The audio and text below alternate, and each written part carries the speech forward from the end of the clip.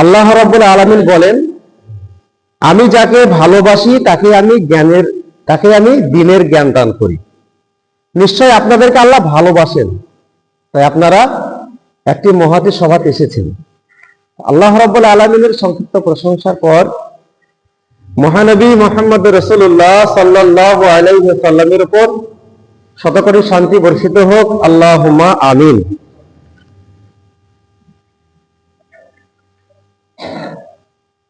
আমি আপনাদের সামনে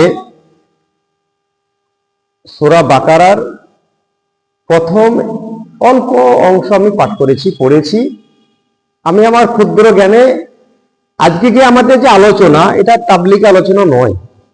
তাবলীগ কথার অর্থ হলো মানুষ যেটা জানে না সেটা মানুষের কাছে পৌঁছে দেওয়া। যে কথাগুলো আমরা বলছি আমাদের সকলের জানা, নতুন কিছু নাই। এক একজনের বলার এক এক রকমের কৌশল, এক একজনের এক এক রকমের ভূমিকা। আল্লাহ রাব্বুল আলামিন যেরকম তাকে জ্ঞান করেছেন সেরকম মানুষকে বুঝিয়ে বলতে পারেন। এটা হচ্ছে আমাদের কাছে শুধু সংশোধনী সভা। আমরা সংশোধন হব, যে কাজগুলো আমরা করছি এই কাজের মধ্যে আমাদের ভুল কতটা আছে। সময় শুধু সংক্ষেপ আয়াতের দিকে যাই। আল্লাহ রাব্বুল আলামিন যেটা মানুষকে জানাননি, অর্থ বলে দেননি, নবীও জানতেন না, আমরাও জানি না, কিয়ামত পর্যন্ত কেউ জানবে না, এমন কিছু কোরআনের আয়াত কোরআনে আছে, তার মানে উদ্ধার করা কারো মানুষের পক্ষে সম্ভব নয়। মানুষ ছাড়া আর কারো সম্ভব নেই। আলিফ লাম মিম যেটা পড়েছি, এর অর্থ এর মানে আল্লাহ ছাড়া কেউ জানেন না। জালিকাল কিতাব, এমন একটা বই যে বইয়ের ভুল তো দূরের কথা, যার কোনো সন্দেহ নেই। আর এটা হচ্ছে কি হিদায়াহ, হুদাল লিল মুত্তাকিন। এটা হচ্ছে হিদায়াহ কার জন্য? মুত্তাকিনের জন্য। তাহলে কোরআন যে আমাদের কাছে আছে, আমরা পড়ছি, বিভিন্ন রকম ব্যবস্থাপনা আছে। একজন কোরআনের দাস দেনেওয়ালা 40 বছর 50 বছর পড়ানোর পরেও হিদায়াত না হতে পারে। কারণ কি? বর্তমান সময়ে একটু লক্ষ্য করলে বুঝতে পারবো, যারা আমরা সমাজের বুকে মেন দায়িত্ব নিয়ে বসে আছি, যারা আমরা ইমাম সাহেব নামে পরিচিত, ইমাম মানে কি আগের মানুষ, আজকে আমরাই সমাজের বুকে আস্তে আস্তে কিছু মানুষকে সন্তুষ্ট করার জন্য, সাময়িক কিছু অর্থ উপার্জন করার জন্য আমরা একের পর এক ভুল করতে চলেছি। কিরকম ভুল? আমরা সকলে অবগত আছি, যখন মানুষ মারা যায় তার মাটির নিয়ম আপনারা মোটামুটি শুনলেন, তাতে দাফন কাফন করতে হয়, সমস্ত ঠিক আছে। এমন কিছু আমল আছে যেগুলো ভালো, সময় ক্ষেত্রে করা যায় না। সালাত আদায় করা কি কাজ, ভালো না খারাপ বলেন? কথা বলতে হবে। নামাজ পড়া ভালো না খারাপ? ভালো কাজ। ঈদের দিন আপনি জায়নামাজটা বগরে নিয়ে, ঈদের নামাজ হবে 7টার সময়তে, আপনি 6টায় পৌঁছে গেছেন, সামনে আপনি জায়নামাজটা পেয়ে বসলেন, আপনি কি 2 নামাজ পড়ে বসবেন? বলেন পড়বেন? পড়বেন না। কেন? যেখানে সালাত ভালো আমল, কিন্তু এখানে নিষেধ, তাই আমরা করতে পারবো না। নিষেধ তাই আমরা করতে পারবো না। যদি করি, ভালো করতে গিয়ে আমাদের খারাপ হবে।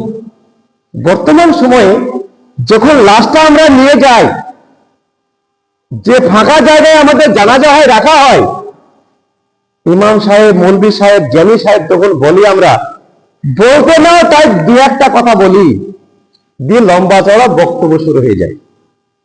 লম্বা চওড়া বক্তব্য শুরু হয়, কিন্তু আমাদের জানা নেই, জানা আছে যে মাইয়াতকে সামনে রেখে বক্তব্য দেওয়া বেদাত। মাইয়াতকে সামনে রেখে বক্তব্য দেওয়া বেদাত।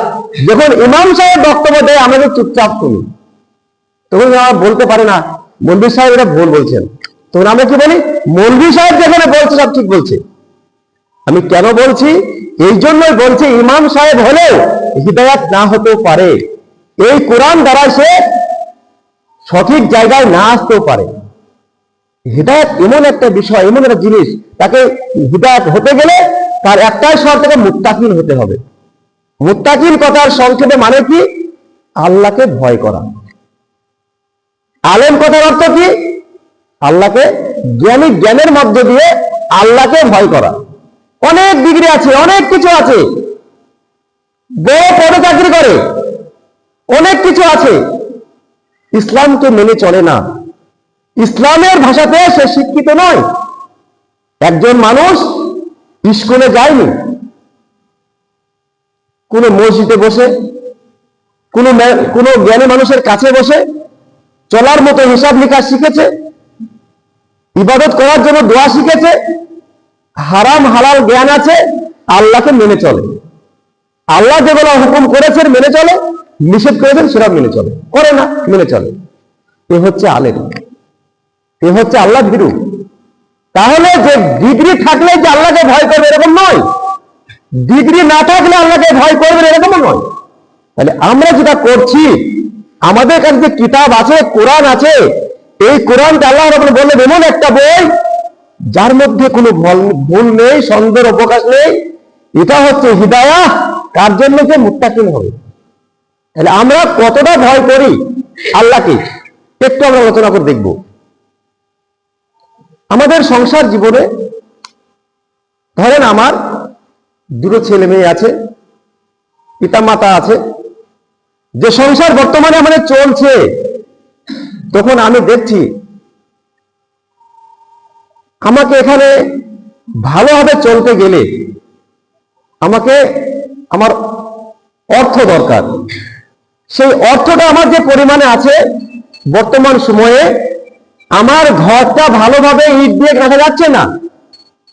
যদি ইটের করেছি, আমার পড়শি যারা আছেন তাদের সুন্দর চিকচাকন ঘর, টালি লাগানো, এসি লাগানো, রংচং করা, আর আমার ঘরটা শুধুমাত্র ইট দিয়ে গেঁথে টালি দিয়ে ছাওয়া। তখন আমরা যে স্বামী স্ত্রী চিন্তা ভাবনা করলাম, কি করা যায়, কি করলে একটু কিছু করা যায়, অন্তত একটু কালারও করা যায়, তখন আমাদের সামনে, আমাদের কাছে একটা শয়তানের চক্রান্ত, একটা বুদ্ধি আসে। কি বুদ্ধি? যে আমাদের একটাই মনে টাকা নিতে হবে। সেটা কি? তাকে আমরা গ্রুপ লোন বলি। আজকে আমরা এর আওতার মধ্যে আছি। শতকরা মোটামুটি লক্ষ্য করে দেখেছি 90% মানুষ বর্তমান যুগে আমরা সুদের ভিতরে আক্রান্ত। যদি এখানে কোনো একজন ব্যক্তি রাস্তা দিয়ে মদ পান করেছে, গা দিয়ে গন্ধ বার হচ্ছে, সৎ আদায় করার জন্য আসে, যার শিক্ষা আছে কিংবা নেই, খাতা কলমে সবাই তাকে দূর দূরে তাড়িয়ে দেবো আমরা। মাতালের বুদ্ধি নেই, মদ খেয়ে নামাজ পড়তে এসেছে। আর বলে কিনা বলেন, বলবো কিনা? বলবো তো। কিন্তু একজন সুদখোর, যাদের গ্রুপ লোন আছে, বড় অঙ্কের ব্যাংকে লোন নিয়ে আছে, আমরা কি বলতে পেরেছি, বলতে পারবো? সম্ভব আছে? আমরা কিন্তু পারি না। আমি এটাই বলতে চাচ্ছি যে আমরা আল্লাহ ভীরু কিনা, আমরা মুত্তাকিন কিনা। যদি মুত্তাকিন হতে পারতাম তাহলে কোরআন আমাদের জন্য হিদায়াত হতো, যার মাধ্যম দিয়ে, যার বদৌলতে আমাদের পৃথিবীতে চলাফেরা পরিবর্তন হতো।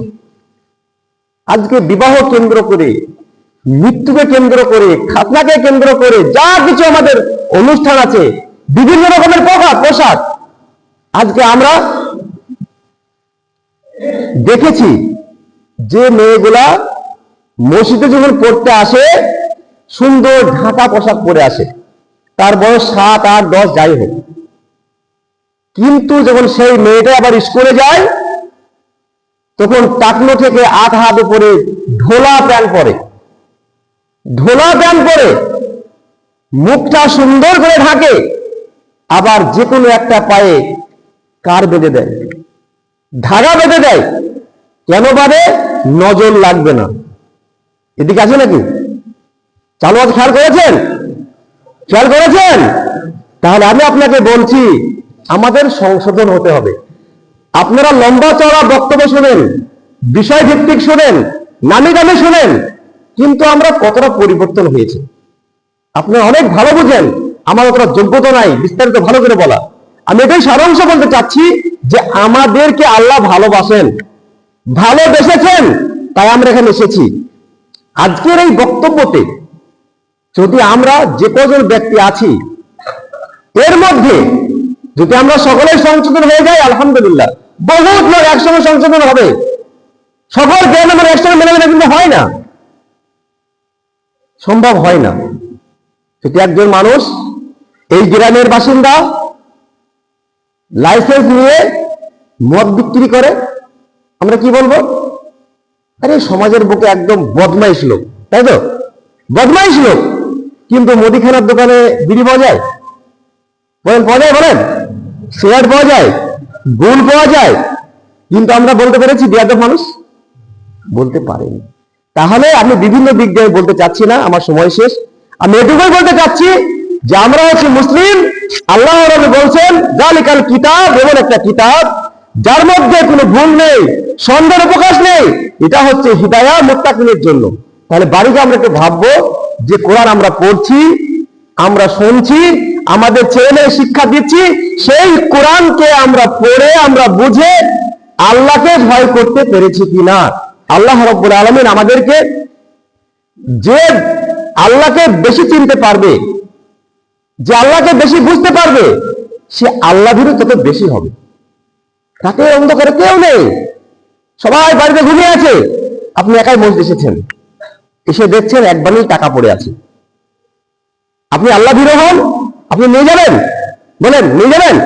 আপনি নেবেন না। যদি আল্লাহর ভয় না থাকে, টুক করে ঢুকিয়ে ধরে নেবেন, চলে যাবেন। তাই জন্য আমি বলছি বিভিন্ন দিকে আমার একটা বড় উদ্দেশ্য, আল্লাহকে ভালো করে ভয় করতে গেলে আগে আল্লাহর পরিচয় জানতে হবে। রাতের অন্ধকার দেখতে পান কিনা? কেউ নেই। অন্যায় করেছি, সেই অন্যায়টা আমি দেখতে পাবো কিনা? আমার যে চলাফেরা আমি করছি, কোন জায়গায় যখন যাই, আমরা কোন দোকানে যাই, দোকানের মালিক নেই, কিন্তু লেখা আছে আপনি সিসিটিভির আওতায় আছেন, আমরা কোনো জিনিসে হাত দিই না। কেন? হাত দিলেই ধরা পড়ে যাব, এখানে ক্যামেরা লাগানো আছে। পৃথিবীর মধ্যে এমন কোন জায়গা আছে যেখানে আল্লাহর ক্যামেরা দেওয়া নাই? আপনার জানা আছে? বলেন, জানা আছে? জানা নেই।